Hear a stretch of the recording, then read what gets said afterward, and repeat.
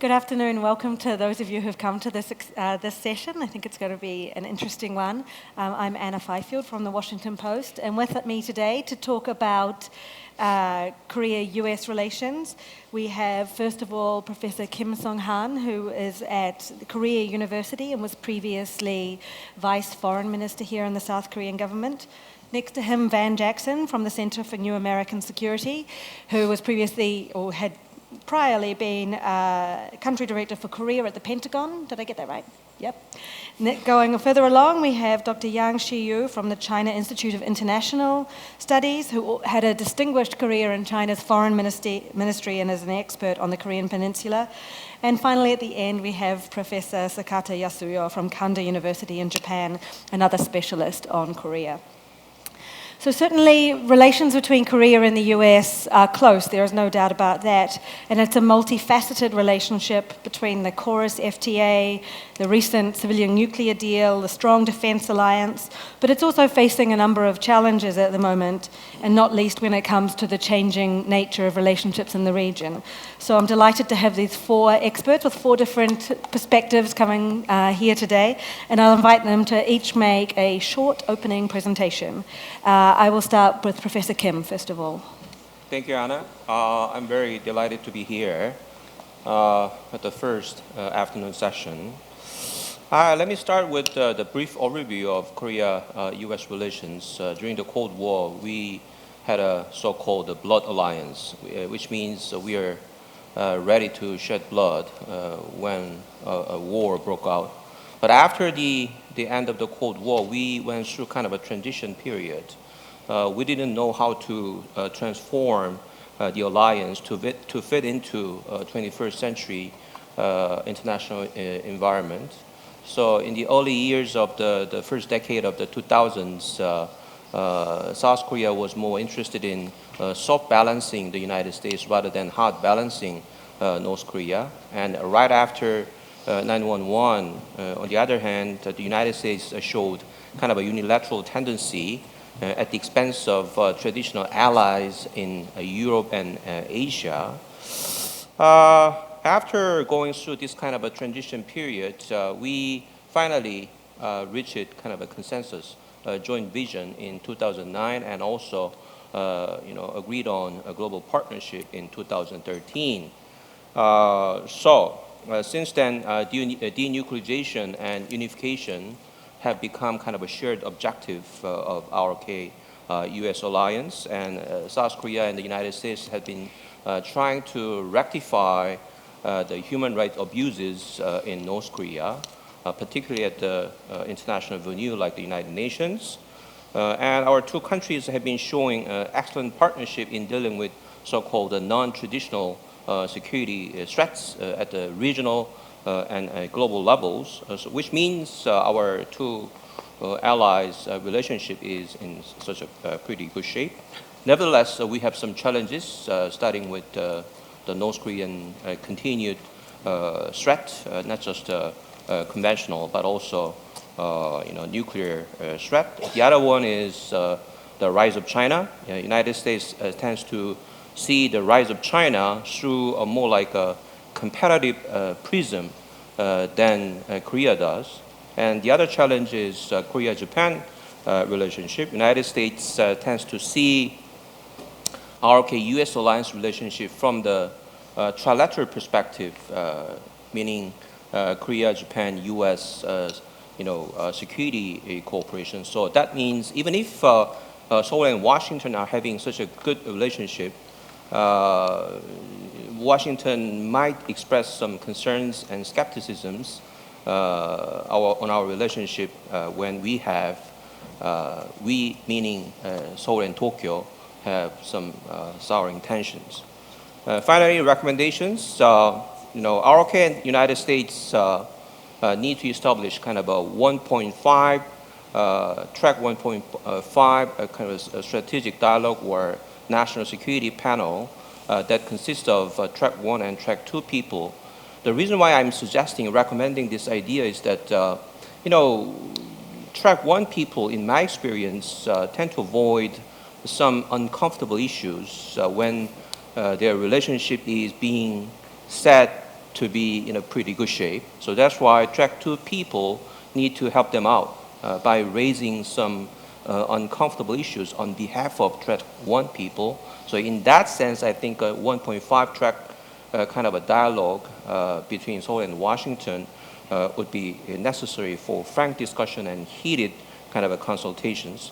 And also, secondly, we need to show our interest in multilateralism. As you know, U.S.-led alliances are working pretty well in Northeast Asia, but we don't have institutionalized a multilateral mechanism in Northeast Asia, even though we have region-wide multilateral mechanism like EAS and ASEAN Regional Forum. So we need to benchmark the European experience in which NATO, US-led multinational alliance are coexisting in a synergistic way with the OSCE. So we need to show this kind of the example to other regional members. In the meantime, lastly, we need to work on some unilateral efforts, not just Korea, Japan, U.S. Security Cooperation, but also CJK, China, Japan, Korea trilateral cooperation. I think this CJK cooperation would provide us with kind of the supporting base for regional support when we have a historic opportunity on the Korean Peninsula for unification. And lastly, U.S., China, Korea can launch kind of a trilateral consultation mechanism, particularly to deal with the future of North Korea. Maybe track 1 level trilateral dialogue are not quite feasible in the immediate future, but track 1 people can help them out so that they can start a very frank and insightful discussion for the future of North Korea, but also future of Korean Peninsula, as well as Northeast Asia. On that note, let me stop there. Thank you. Thank you very much, Professor Kim. Great, we'll pass it down to Van Jackson, please. Thanks. So I'm pleasantly surprised by how much I agree with Minister Kim. One of the challenges is to actually diagnose what's wrong with the alliance or where the risks are in the alliance, because there are many areas of agreement. And I think one of the ways to do that is to take areas of disagreement today and then consider where they intersect with global and regional trends of note that kind of normally sit outside of the US-Korea alliance. And if we go through that exercise, you see a couple trouble spots emerge, right? I can think of 3, maybe there are many more, but China and the regional order is 1, missile proliferation, and Japan. And the biggest trend that I see in Asia is the bifurcation of the regional order along security and economic lines. So I have academic research that's out there that you can Google or whatever that talks a lot about this empirical pattern. But the observation is effectively that the centrality in security affairs tends to belong to the United States in Asia, but in economic affairs increasingly to China. And so the observation, the implication effectively is that if you're central on a set of issues or in a domain, you're going to be able to shape and shove and get your way more easily than if you are not central. And so if order in the region is sort of split, or if loyalty ties divide along these security and economic lines, then not as a judgment, but as an observation, China is more likely to run into a brick wall if it tries to press its security preferences with US allies, and the United States might similarly run into a wall, to some extent anyway, if it tries to press preferences contrary to Beijing on economic issues. So this is not a judgment, this is an observation. So navigating the regional order in the future as it changes like this depends on recognizing that and knowing when you have a strong hand and when you do not. The second area, this big trend that sort of transcends the region but is particularized in the region as well, is missile proliferation. And there are disagreements in the alliance on the offensive and defensive side of this observation. The reality is that ballistic missiles, cruise missiles, drones are already proliferated in the region. Even North Korea, that we tend to view as technologically backward, has all of these things, right? And there's a new generation of missile technology just over the horizon being developed in Russia and China right now, both of whom have a history of transferring military technology to whom? North Korea. So missiles are an enduring part of the threat landscape in Asia, arguably going to be more so over time.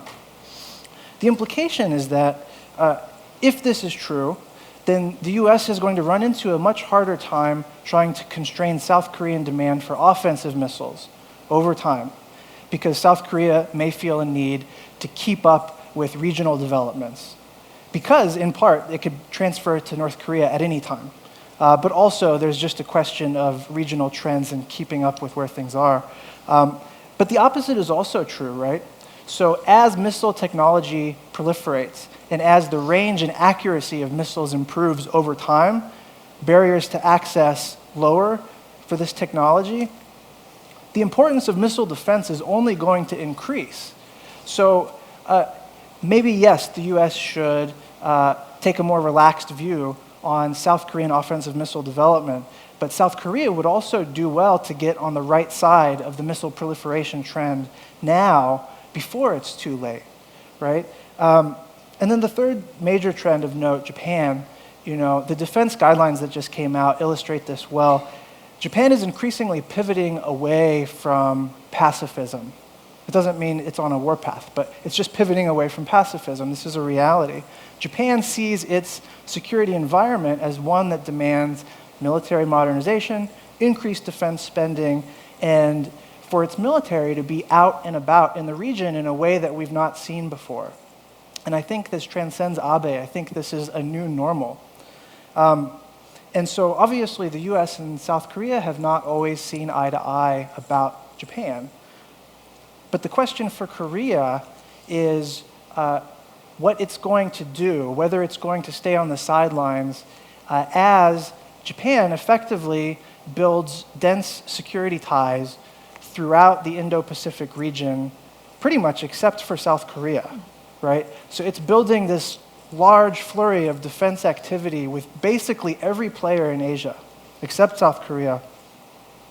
And the de facto result, if South Korea doesn't become part of that, is that it will be effectively isolated from all of this intra-regional defense activity. Does South Korea want that to happen or not? Because that is the status quo trajectory today. And the bilateral relationship, obviously, there's a lot of friction there. Arguably, the baseline of the relationship is friction. I don't see any reason why that will not continue. Obviously, I would appreciate if that ended, but history being what it is, I don't see that changing anytime soon. But even when the bilateral relationship with Japan and South Korea is really bad, there's a proven track record of being able to cooperate in larger contexts with neighbors, in the context of shared third-party ties with Australia, with ASEAN, right? China, even with China.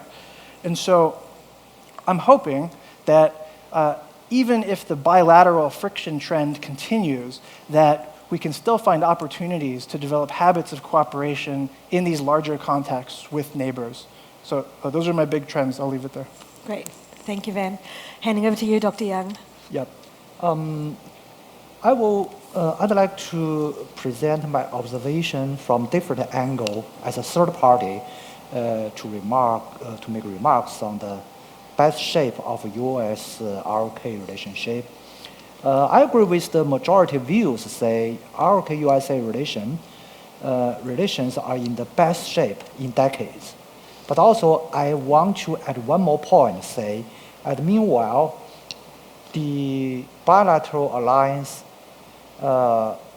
is in historical and strategic transition, driven by both context or dynamics of the peninsula and the dynamics of the regional security architecture changing.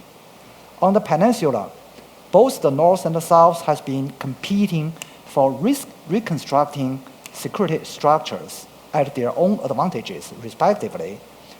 The so-called bad shape of ROK-USA relations are largely contributed by the intensified competitions between the two Koreas.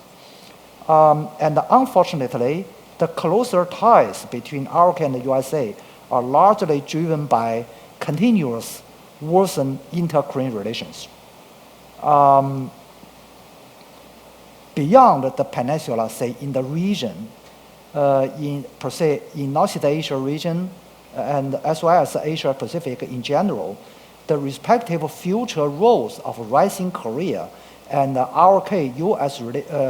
alliance are not logically aligned with each other, simply because of the non-aligned long-term strategic goals between the two allied states. South Korea has a strategic ambition to be global Korea. And the U.S. has their own strategic goals in this region. For that strategic goals, U.S. need a American definited roles of Korea that is not aligned with the goal of global Korea. So such a complicated dynamics will drive the bilateral alliance between U.S. and ROK in a new stage, but with great uncertainties, although we now can say it's a bad shape. And the second point I want to make is for South Korea, the fundamental challenge to ROK policymakers is how to rebuild the dynamics of ROK-U.S. relations and the inter-Korean relations. As I mentioned above, the achievements on ROK-U.S. relation is always at the cost of the inter-Korean relations and vice versa. For example, during the period of Kim Da-jung and Roh Moo-hyun administration, the shape is the opposite direction. So the policymaker in Seoul always fall in the dilemma between the two relations. So an ideal framework lies in a game changer that could terminate the zero-sum game between ROK-U.S. alliance and the inter-Korean relationship. I think that is the fundamental challenge, primary challenge to ROK policymaker, simply because ROK cannot solely enjoy the better or bad shape of U.S.-ROK relation without caring about inter-Korean relationship. And lastly, I want to mention China factor in ROK-U.S. relation.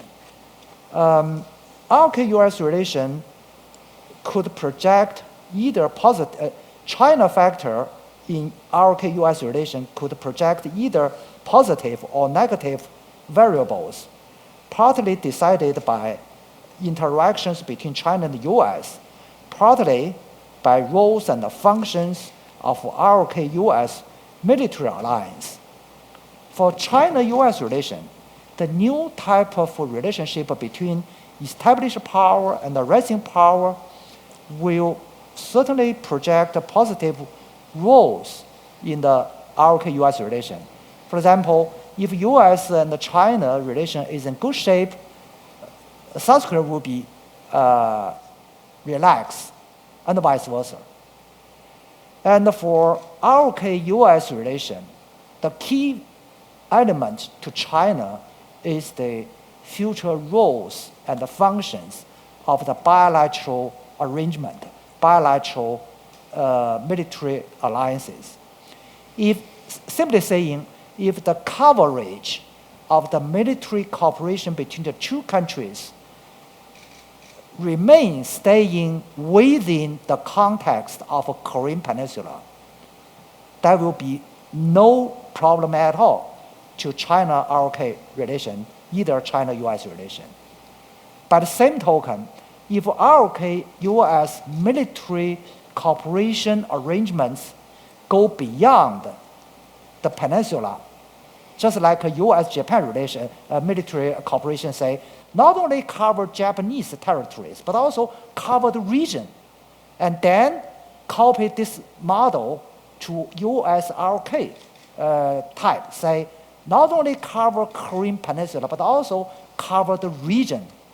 I think that will trigger a new round of disputes, even frictions, not only between U.S. and China, but also U.S. and ROK.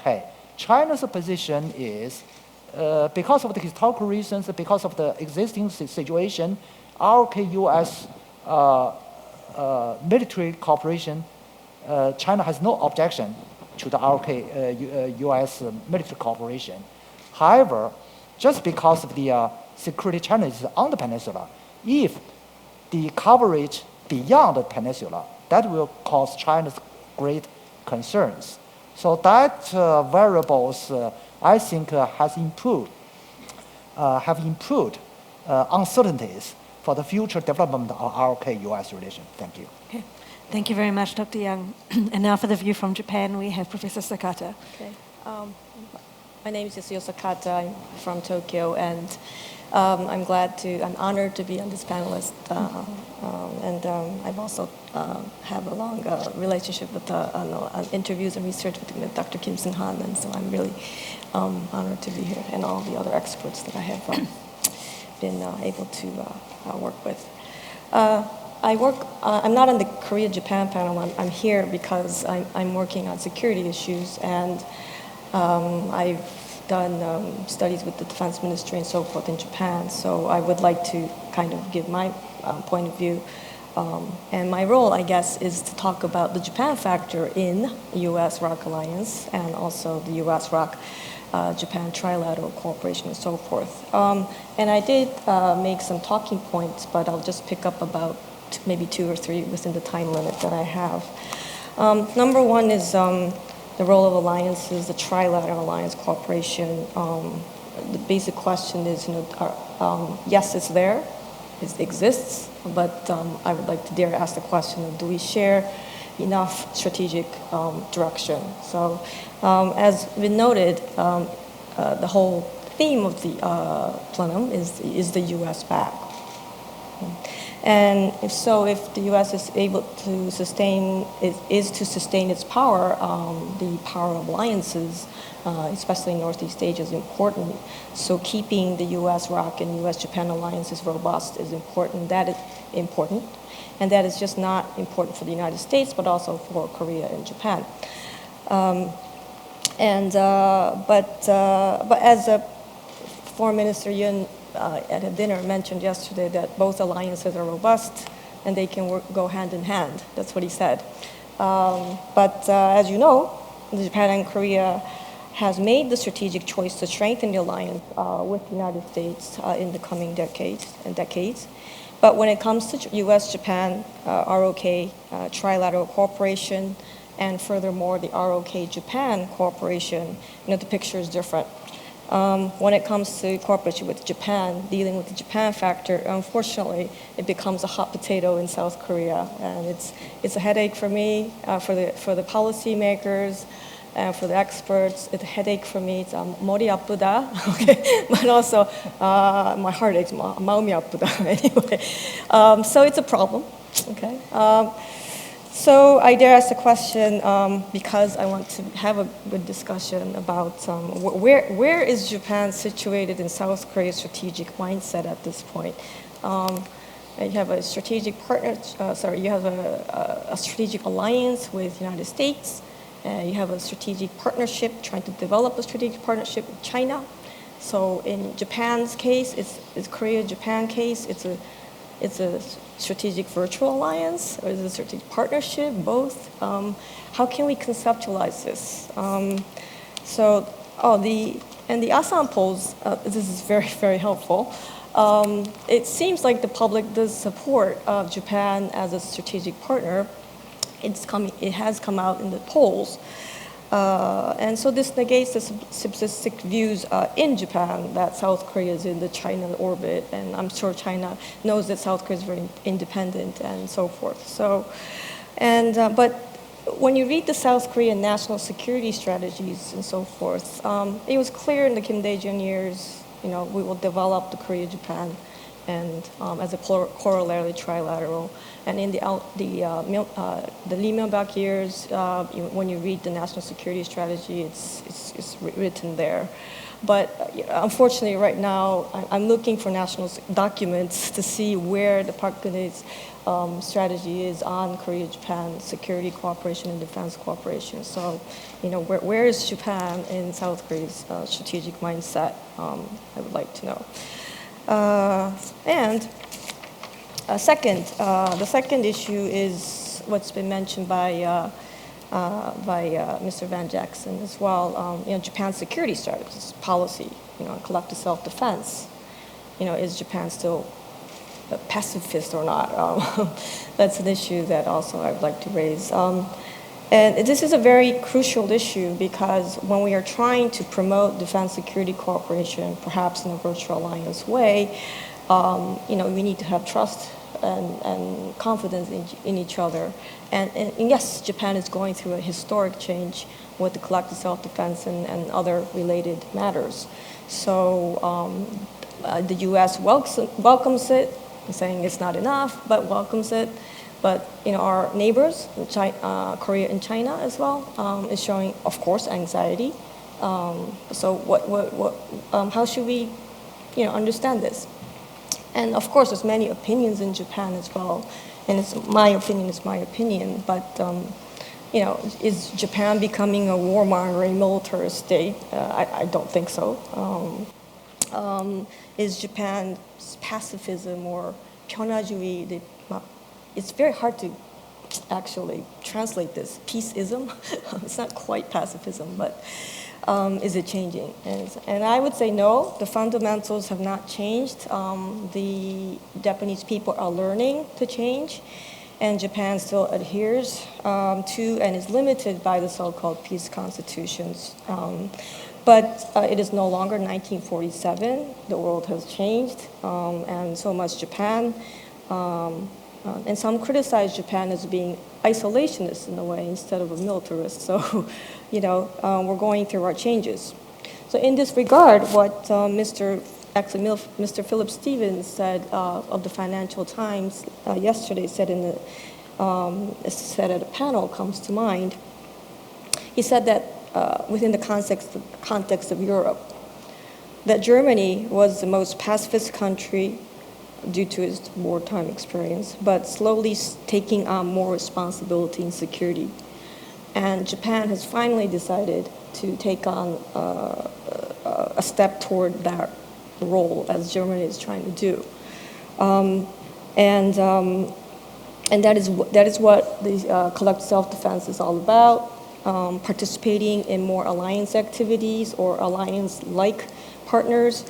And also the security law revisions and the revision of defense guidelines. That's what it's all about. But as Japan embarks on these changes, it must reassure its neighbors and friends, and also especially South Korea, our virtual ally and democratic partner. So those efforts are being consciously made. And the recent security dialogues, the DTTs, the Defense Trilateral talks, and the ministerials and vice ministerials are very helpful. And how Japan deals with history, which is in another panel, is also important while we embark on these changes. Last point. Lastly, I would just like to highlight a couple of suggestions on what we can do to improve trilateral or Korea-Japan defense security cooperation. And I noted several points in my talking points, but just two. One is information and logistics sharing. As I think Mr. Jackson mentioned, he talks about developing habits of cooperation. So the TICA, the Trilateral Information Cooperation Agreement on North Korea, limited to North Korean nuclear missiles, is a very, I think, constructive start. And it was an ingenious way to do it. I'm going to the United States. But eventually, from Japan's perspective, we hope that they can lead to the GSAMIAs and the AXAs while we work on our own Korea-Japan cooperation measures. And Defense Minister Sakata has, supported this. The second point is, at the same time, we must engage China and to alleviate the security dilemma inherent in alliance politics. So how? Two things I'd like to mention. Bilateral CBMs, as has already been pursued between Japan and China on maritime disputes, maritime incidents, as ROK is trying to do with China on defense dialogues and so forth. And the second way to do so is how about utilizing the CZK, the China, Japan, Korea trilateral framework? In our CZK 2010 joint vision, we have endorsed the trilateral defense dialogue mechanism. And at a very recent international conference held by the Trilateral Cooperation Secretariat in April, we had one in Tokyo. And it was also endorsed by experts that perhaps we could have launched some kind of a CZK defense dialogue mechanism to do dialogue on things that we could do. That is all. Thank you. Great. Thank you very much. Yeah, it's particularly striking that we're having this discussion today about Korea-U.S. relations at the same time as Prime Minister Abe is being feted in Washington. And of course, these things are not mutually exclusive. Washington can have a strong alliance with Korea and Japan at the same time. But my sense is that the tensions between these two countries are causing a lot of consternation in Washington. I'd like to start with Van Jackson. What do you think is the effect of the tensions between Japan and Korea as seen from Washington? And do you think Washington could or should be doing more to try and patch things up? So this is a big problem, very concerning from Washington's view, I think. What the U.S. can do, really, it's very little. Everybody who's familiar with why the relationship is bad would expect that that negative flavor of the relationship is going to continue into the future. And what that means practically is that certain types of cooperation are kind of off the table, right? So things that put the Japanese military in South Korea, obviously off the table, right? Bilateral military cooperation of any kind is really difficult. And trilateral cooperation, by extension, becomes difficult depending on what the issue is, right? So we face a lot more trouble trying to stitch together trilateral cooperation around missile defense than we do on, interdiction exercises or dialogues relating to the North Korea threat. So the only times that we're really successful at stitching together trilateral cooperation with South Korea and Japan is when both of them have a common interest in something that pre-exists within a third party. So missile defense is something that South Korea had still viewed as taboo for a long time. So stitching together trilateral relations around that issue is difficult because you've got a gap there. But when it comes to interdiction or North Korea or something like that, there is a little more of a consensus, so it does become more possible. So the challenge, the U.S. has to navigate this minefield of which types of cooperation are beyond the pale, which are low-hanging fruit, what are the reach goals, and I think right now we're seeing like a GSOMIA type of thing, the bilateral information sharing agreement as kind of the reach goal that we think we can get to, but that it depends on context, and right now the context is quite poor. Mm-hmm. Yeah. Professor Kim, is there any sense in South Korea, that the Korean government is cutting off its nose to spite its face in some ways by its laser-like focus on history issues, that there are other issues that are going undiscussed? Actually, despite the history issues or the problem of the memory, I think the current government, like previous governments, has been trying to continue trilateral security cooperation among Seoul, Tokyo, and Washington. But as you know, practically speaking, it is really hard to deny the history issues are impacting somewhat our security cooperation on the trilateral terms. That's why, as Sakata-san mentioned, that kind of question, where is Japan located, in terms of Korea-Japan relations. But previously, we used to say, even though our two peoples did not share kind of a common ground, the government-to-government relationship was okay. But now, if you go to the street, you cannot see kind of anti-Japanese, demonstrations, while the government-to-government relationship is showing some frictions. But if you go to Tokyo, there are some anti-Korean, demonstrations. So people-to-people kind of relationship is not quite good as compared to the previous times. But I think nevertheless, the current government, despite the historic kind of frictions, trying to consolidate kind of a virtual alliance among those three partners. Okay, great. Dr. Yang, if we look at things through a Chinese lens here, it seems that economic relations between Korea and China have been going very well, very strong. Obviously, there are concerns about issues like THAAD, but Korea is joining AAIB. It's very on the same page there. Is there, from Beijing's perspective, does it look like you are bringing Korea closer into your orbit? Well, first of all, the concept of orbit is a step from Western. I don't believe Chinese has been familiar, let alone to use this concept as their policy making. But in reality, China has realized that South Korea has been in the middle between China and the U.S. strategically and in security. Because of the situation on the peninsula, South Korea rely on U.S. more and more. On the other hand, with the fast growing, maybe the fastest growing of bilateral economic ties between China and ROK.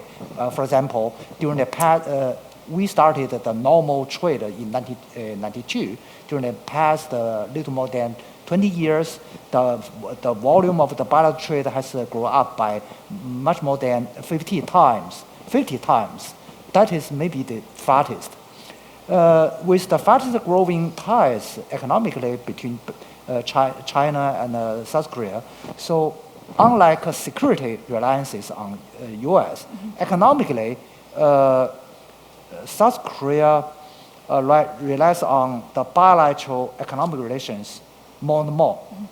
So the national interests as a whole of South Korea is in a trend of splitting, especially whenever China and the U.S. fall in frictions. South Korea will certainly be in uncomfortable. And the AIIB is a very typical case, and with the other. But China has no intention to put South Korea in a more and more difficult position. As I mentioned, in security areas, China have a very sensitive sense about the coverage. But meanwhile, China is very keen on expanding security cooperation with South Korea. Besides continue the closer cooperation economically with the South Korea. We have got FTA, and we have an ambitious plan for China to Japan, South Korea, and China.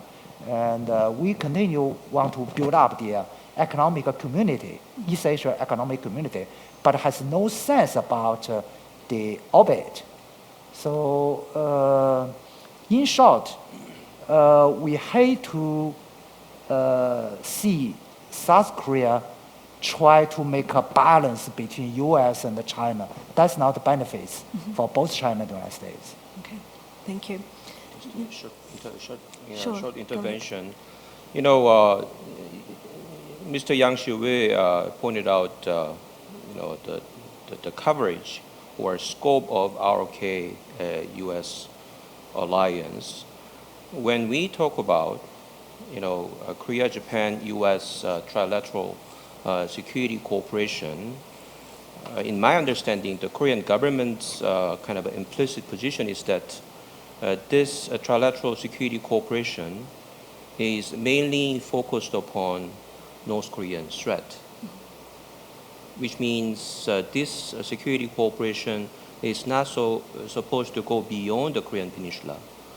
But some experts in Washington and in Tokyo are more interested in transforming this trilateral security cooperation into kind of a trilateral kind of alignment vis-a-vis China, which is not quite agreeable to ROK. So I think that this kind of nuanced differences should be settled among the key concerned parties, particularly the government-to-government consultation mechanisms. Okay. Sakata-san, do you want to comment on that, on the Japanese perspective? Oh, yes. On the objective, I guess, of U.S., ROK, Japan trilateral cooperation, yes, first and foremost is to deal with North Korea threat. But yes, as Professor Kim Soo-han has mentioned, we would like to expand it. And actually, in the trilateral statements, we skip over the regional part, but we have defined global security cooperation, humanitarian, HADRs, and human security. We have included that in our trilateral ministerial documents. So that is another goal of trilateral cooperation. But on the regional perspective, of course, yes, China is our concern, but also our neighbor. So this is how we have to figure out a way to wisely cooperate with each other. And of course, realistically speaking, from Japan's perspective, we are, for our own reasons, bolstering our deterrent capabilities vis-a-vis the senkakus and the senkakus, the islands. But at the same time, we are also trying to engage and China as well. And I hope, and I think that South Korea, from Japan's perspective, can be a partner like Australia or other countries in more of a general type of maritime security principles, goals, rulemaking, so forth, in a general way. I think that's one area that, potential area that Japan hopes that South Korea and other partners can cooperate on. Okay, thank you. North Korea is a recurrent theme here, of course, but the US and South Korea are, of course, on the same page here, and when it comes to denuclearization and the big strategic goals. But my sense is that earlier in the Park Geun-hye administration, the two governments were working very closely in sync, but that recently they still share the same goals, but they have become a little bit out of sync, that they're in different paths in a way, with the Obama administration imposing more sanctions in the wake of the Sony hacking, while the South Korean government, I think Park Geun-hye has a lot of domestic problems and is looking for a win, and it may be more open to improving inter-Korean relations. We're seeing fertilizer traveling north again. Do any of you, particularly American and Koreans here, have a sense that South Korea and the US are getting out of sync on this? Yeah, so there is a public narrative for a little while now that maybe we're out of sync on North Korea policy. I don't know, I guess I understand where it comes from. I don't think it's totally accurate. It is true that Park Geun-hye wanted to move forward, was open to some kind of engagement or possibly rapprochement with North Korea, but just because you're in love with somebody doesn't mean they're going to love you back, right? Just because you want to dance doesn't mean they'll dance with you. And the reality with North Korea was that even if it's politically desirable for South Korea to take a warmer approach to North Korea has not been interested in that at all. And so when it comes down to the actual policy preferences and what we actually do, we're on the same wavelength still, because there is very little room to engage with for South Korea to engage with North Korea. Did it want to? Yes. Could it? Not really. Not without violating some of its own preferences, right? And so it's possible that we could have gotten out of line the last couple years if North Korea had been more approachable, more amenable to various forms of engagement with South Korea, but they weren't. So I think the reality of how it all played out was that we're still arm in arm with South Korea on North Korea policy. Okay. Professor Kim, would you agree? You mentioned the same page, right? Isn't it same paragraph? Anyway, I'm joking. Actually, with respect to the North Korea policy, I think Korea and the United States are primarily working to resolve the North Korean nuclear problem. That's why CSILA here, trying to promote kind of an exploratory meeting to see whether North Korea is still interested in denuclearization. If North Korea shows it, then we can move on to the resumption of six-party talks. So this kind of approach is really agreeable even to Beijing and Tokyo and Moscow too. So in that sense, we are on the same page with respect to the North Korea policy. But, if we go into some details, we need to think about whether North Korean Kim Jong-un's so-called Pyeongjin policy, he tries to have a cake and eat it too. This kind of a policy is feasible or not. This kind of a fundamental question should be addressed. If you look at the case of the recent agricultural reform conducted by Kim Jong-un, this is kind of a transformation from kind of a wide, kind of a, the community-based farming to family-oriented farming. This kind of liberalization is being seen as very successful. If it is really successful, then North Korea will be able to resolve the food shortage problem. They don't have to talk to the outside world to ask for, humanitarian aid or food aid, etc. We need to address this fundamental structural question by talking to the North, by engaging the North.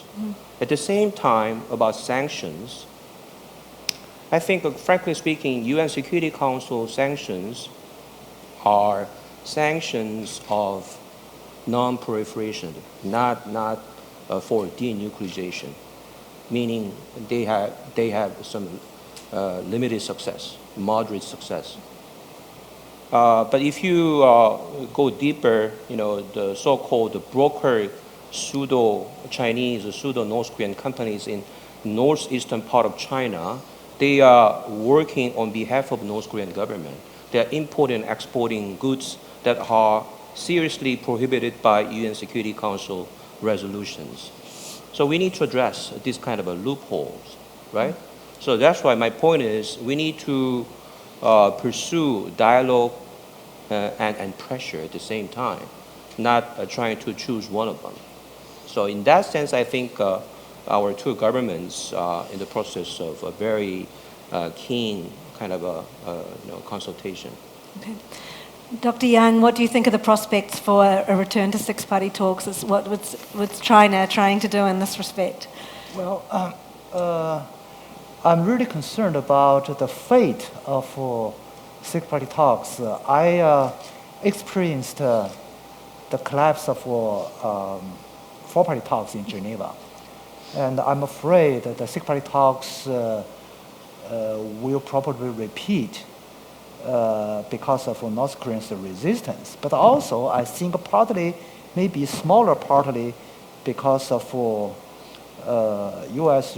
ROK, Japan, tough position on the precondition of resuming the six-party talks. So I think now we are at a crossroad for the restoration of six-party talks. If all the parties really take a flexible position, that won't be a difficult problem. However, I cannot see enough flexibilities from all parties, even including North Korea, although they declared they are ready to the six-party talks. However, if they say the six-party talks will be a talks on disarmament and something like that, even China will strongly oppose that. Six-party talks, the theme of six-party talks remain unchanged. That is the denuclearization. So I think the sad story for the other four parties, among the five parties, except North Korea, the positions and the attitudes are sophisticated different. And North Korea has been using, making use of such differences for their diplomacy. And meanwhile, North Korea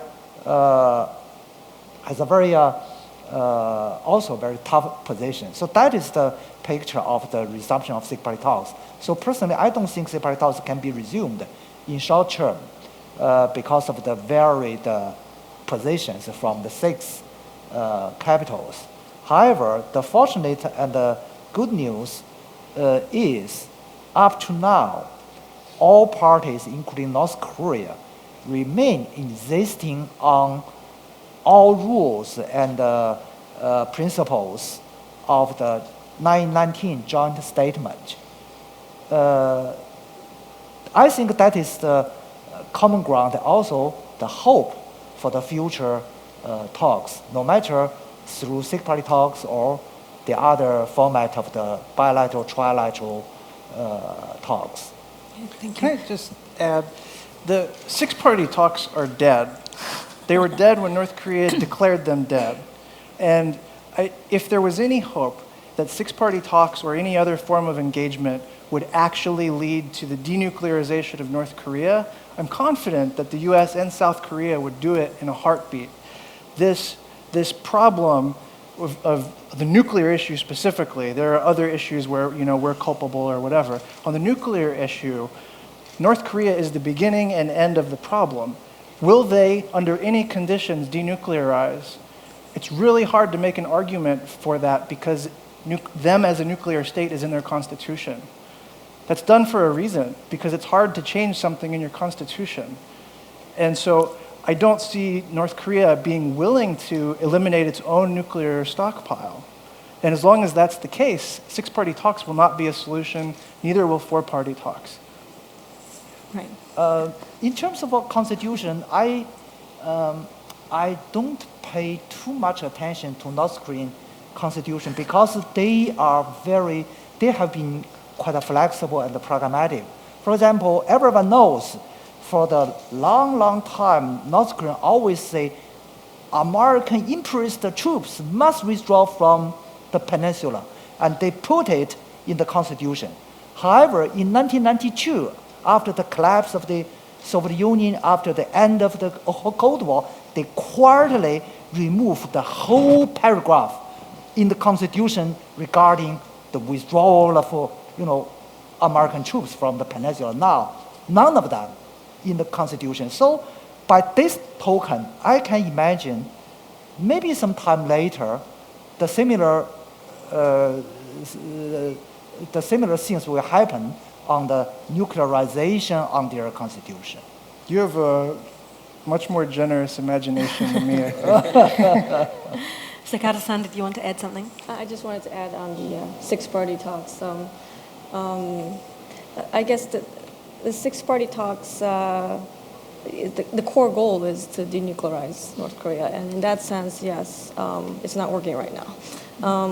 But also there's another goal of keeping the five-party coalition in place. And it's a good umbrella for policy coordination for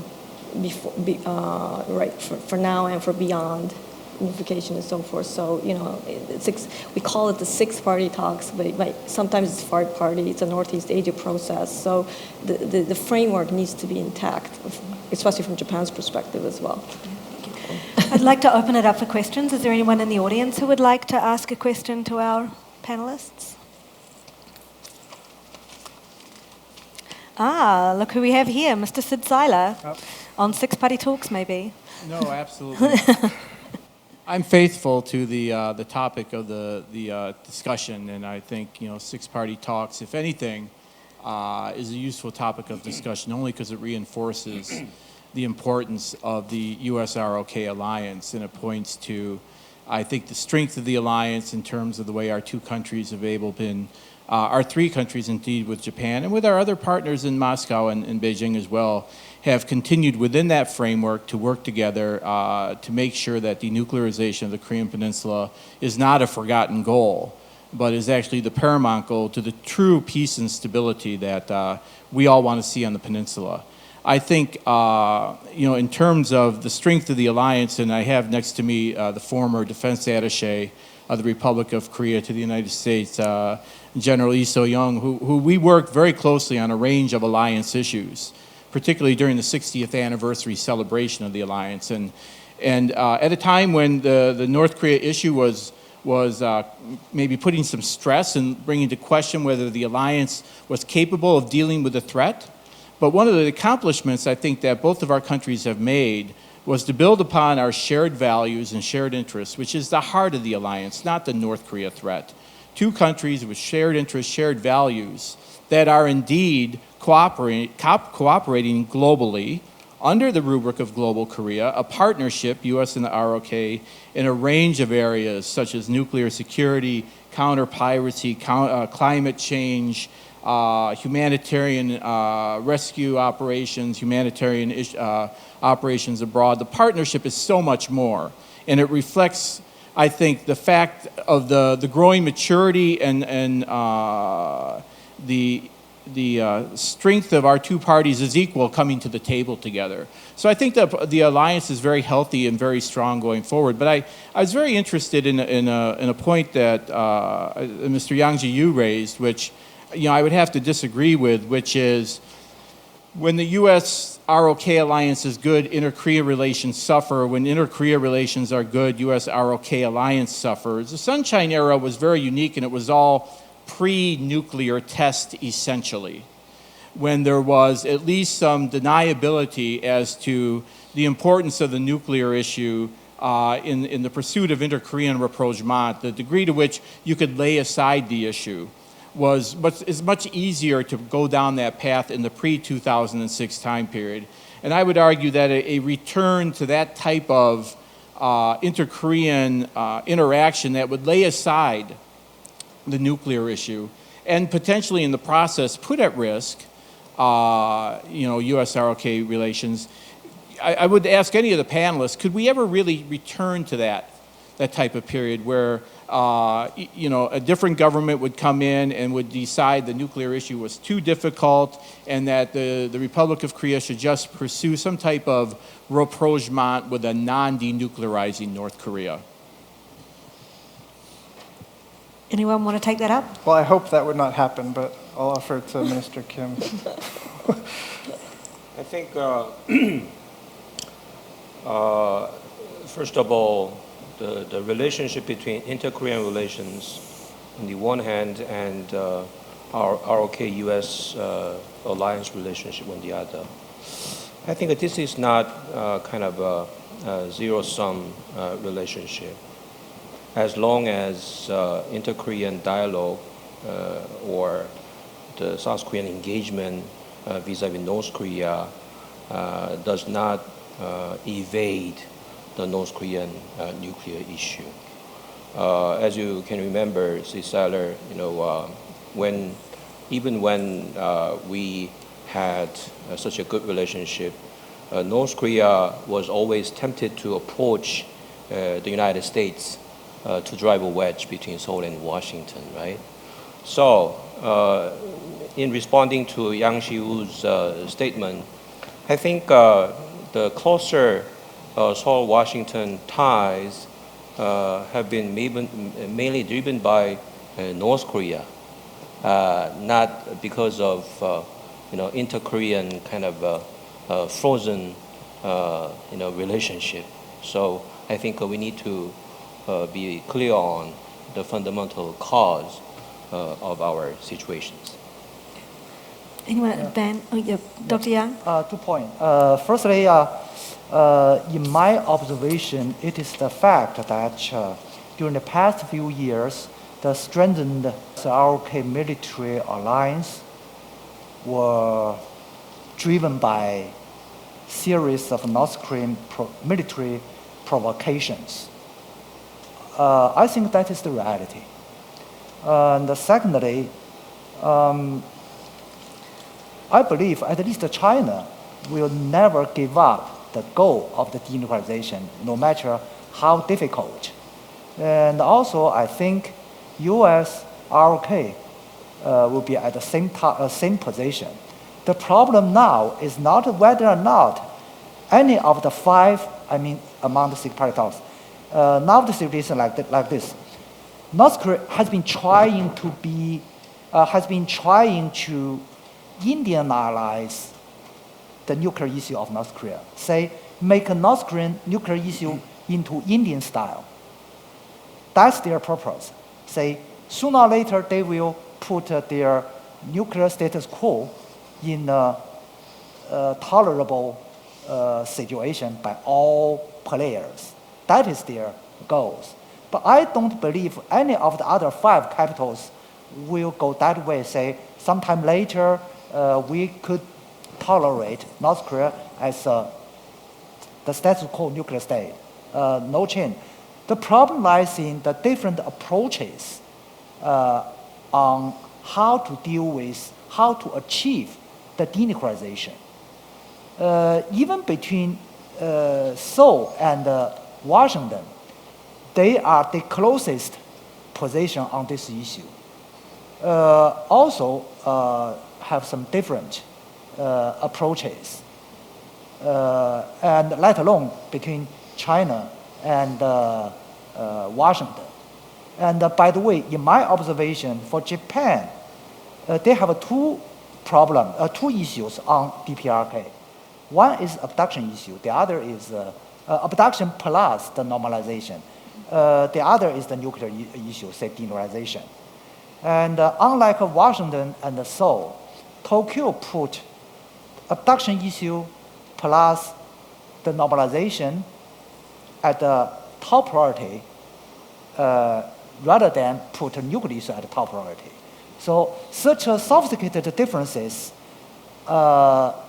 delayed actually the achievements or progress of the denuclearization and make a larger room for North Korea to playing their game. I think Tokyo is now realizing that the abduction issue is not going anywhere in a hurry. But just to pick up on the point on the strength of the alliance, to play devil's advocate, do you think a case could be made for saying that the alliance is too close, is too strong, that South Korea is too dependent on the US for its defense and security? You know, I'm a little bit bothered by the strengthening the alliance. You know, but I agree with the statement that we are having a very strong alliance. But as Sakata-san mentioned, we are moving from, as I mentioned initially, kind of a blood alliance type of relationship to more comprehensive and strategic alliance, meaning we need to go beyond the Korean Peninsula. But that doesn't mean we are trying to transform the current alliance into global military alliance. So that's why a couple of years ago we named it as global partnership. So military alliance is mainly focused on the Korean Peninsula. But if we go beyond the Korean Peninsula, like U.S.-Japan agreed, we can touch upon the variety of non-traditional security threats, right? So in that sense, I think Japan-U.S. joint statement benchmarked 2009 ROK-U.S. joint statement moving beyond the Korean Peninsula. moving beyond Northeast Asia in a constructive manner. But still, there is a point of kind of a contention in interpreting the joint statement between Tokyo and Washington, whether the third parties will, particularly China, will agree on the fact, the argument that Japan and Washington are moving toward global military alliance, which is being kind of seen a rather reluctant manner here in Seoul. Yeah. Do we have any more questions from the floor?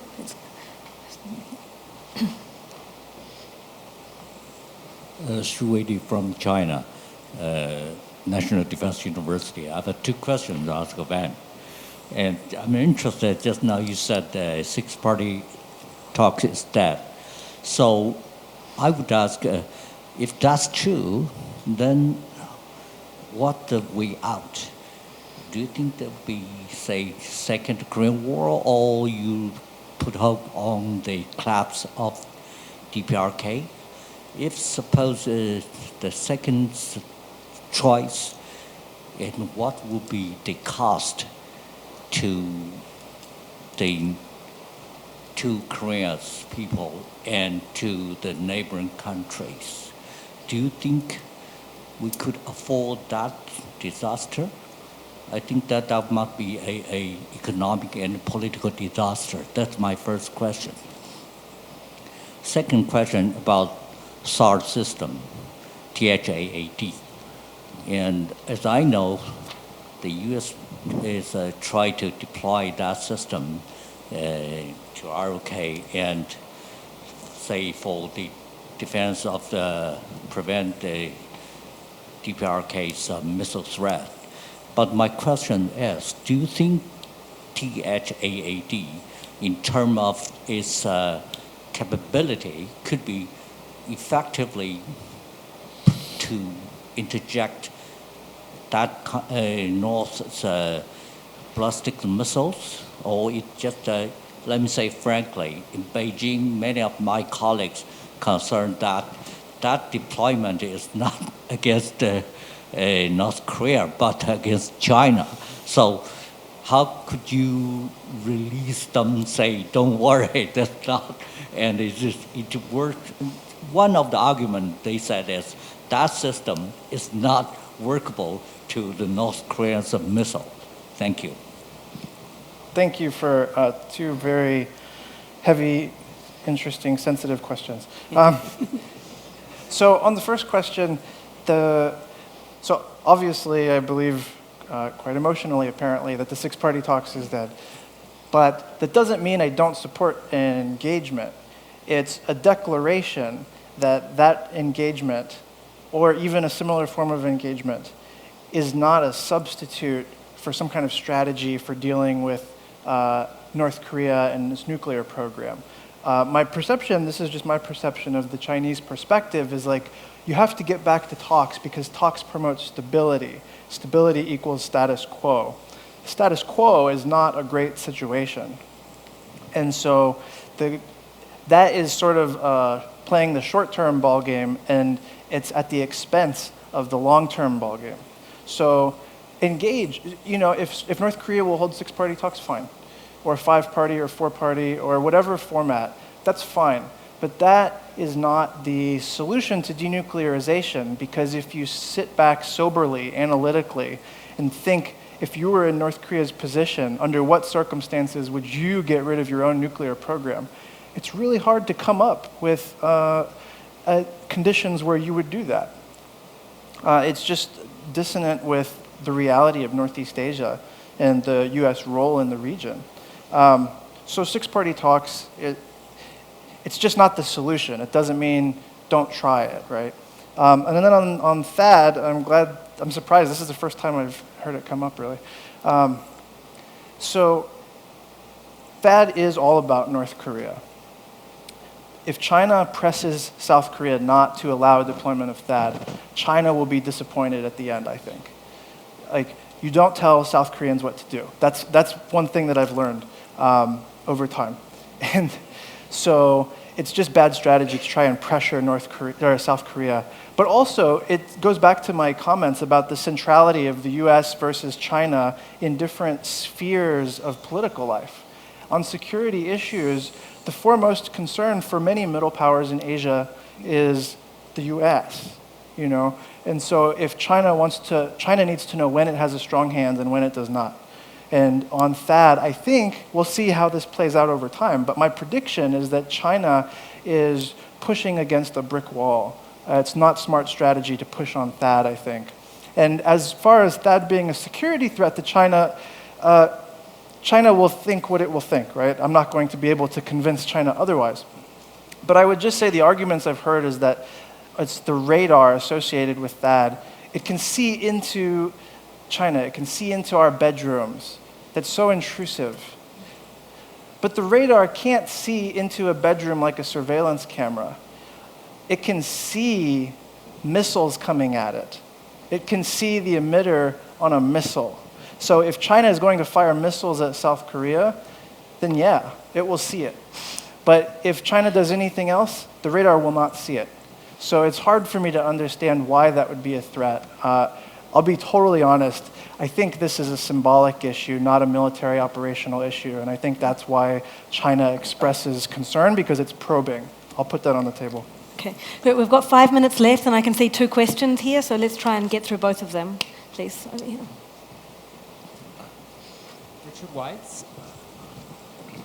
Richard Weitz. Actually, I had the opportunity a couple years ago to write about the THAAD, China-Russia missile defense for Asan. It's one of their policy papers. I think it's 2013, if anyone wants to look it up. It hasn't changed that much in the last 2 years, the debate. What I'd like to ask about, though, is another issue, which at least a couple years ago was hot, but doesn't appear to be anymore, which was the option of South Korea either getting its own nuclear weapons or having the U.S. put nuclear weapons back into South Korea, possibly as a negotiating tool. I think at the time people in here were thinking about what happened with NATO and the SS-20 decision. You know, the U.S. put some missiles into Western Europe in order to give the Russian Soviets an incentive to go for 0-0, eliminate their options. And some people here were thinking either South Korea should have nuclear weapons for the defenses or simply just to be able to have something to negotiate with the North. That hasn't come at all in this conference, so I'd be curious if that issue is just no longer an issue. I think both of those are a really bad idea. One thing the Cold War taught us is that nuclear weapons are not good for much, right? They're good for deterring other nuclear weapons. So as far as having a real deterrent, conventional capabilities, precision strike munitions, I think that stuff is actually much more important.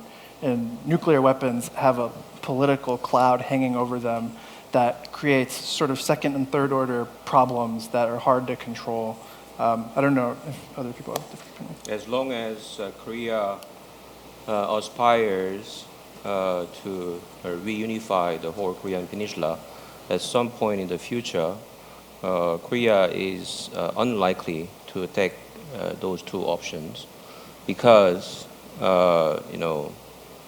the surrounding countries are not going to accept unified Korea, which is likely to go nuclear. So in that sense, that is working against South Korea's unification policy. Okay, thank you. Final question over here. Thank you. Last 20 years, six-party talks, including six-party talks, we tried to solve North Korean nuclear issues, but North Korea nuclear is developed much further. There was United Nations sanction, sometimes carrots, but it was not very effective.